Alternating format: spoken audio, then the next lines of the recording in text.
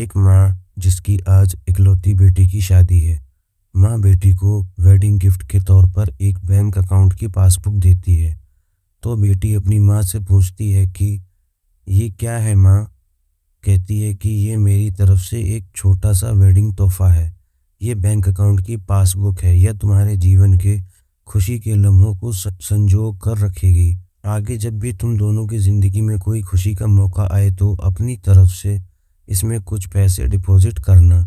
जितनी बड़ी खुशी उतना ज़्यादा रकम, और उसके आगे लिख भी देना कि आज ये खुशी का मौका है, इसलिए इतने पैसे जमा किए हैं। आज मेरी बेटी की शादी है तो मेरे लिए भी खुशी का दिन है कि इसलिए मैंने भी इसमें 1,000 रुपये भी डिपॉजिट करा दिए हैं, और आगे डिस्क्रिप्शन में लिख भी दिया है कि आज मेरी बेटी की शादी है, इसलिए मैं 1,000 रुपये इसमें जमा करती हूँ। बेटी को अपनी माँ का दिया गिफ्ट बहुत प्यारा लगा।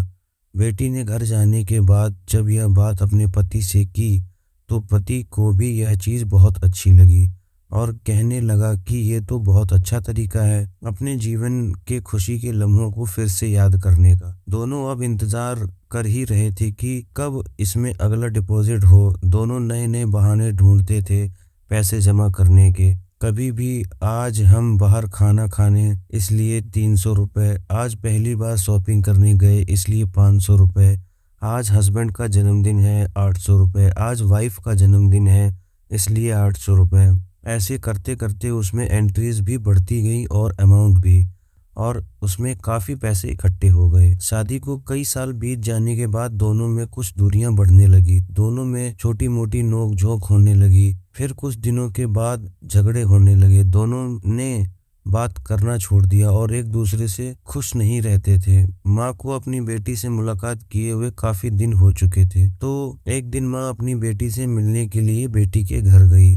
तो बेटी कहने लगी कि माँ, मैं अब और इस शादी में आगे अपना जीवन नहीं गुजार सकती। पता नहीं मैंने कितने दिन इसके साथ कैसे गुजार लिए। अब मैं इस आदमी से डिवोर्स चाहती हूँ। उधर पति भी कहने लगा कि मैं भी परेशान आ गया हूँ इसके साथ रहकर, मैं भी जीना नहीं चाहता तुम्हारे साथ, मुझे भी डिवोर्स चाहिए। माँ ने कहा ठीक है, तुम दोनों अलग हो जाना, लेकिन याद है मैंने तुम्हारी शादी के दिन तोहफे में एक पासबुक दी थी। बेटी पासबुक निकाल कर लाई तो उसमें देखा कि उसमें बहुत पैसे जमा हैं। माँ ने कहा जब शादी इतनी ही बुरी थी तो पहले अपनी शादी से जुड़ी कोई भी याद अपने पास नहीं रखनी चाहिए। पहले इसमें जमा रकम को खर्च करना होगा, फिर तुम डाइवोर्स ले सकते हो। दोनों ने कहा ठीक है, और अगले ही दिन बेटी पासबुक लेकर बैंक जाती है। पैसे निकालने के लिए बैंक में से पैसे निकालने वालों की लाइन लगी थी, तो बेटी भी लाइन में खड़ी हो गई। अब खड़े हुए काफ़ी देर हो गई थी। बेटी ने खड़े खड़े ही पासबुक खोली और देखने लगी कि इसमें कब कब पैसे जमा किए थे। बेटी देखते ही देखते उससे पता ही नहीं चला कि कब उसकी आंखें भर आईं अपने बीते लम्हों को याद करके, जो उसने उसी पति के साथ बिताए थे जिसे वो आज डिवोर्स देना चाहती थी।